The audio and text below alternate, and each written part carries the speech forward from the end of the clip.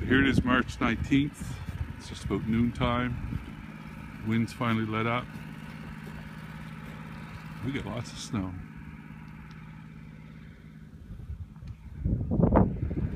(2015). 74 centimeters officially in Chester Basin, so we probably got in the same vicinity. And that's after 20 or 30 on Sunday, so it's just been a real big blast of late winter, to say the least.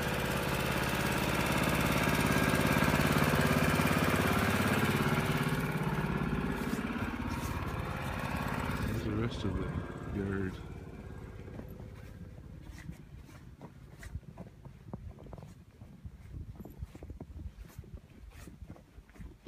Might as well do the full tour in one take here.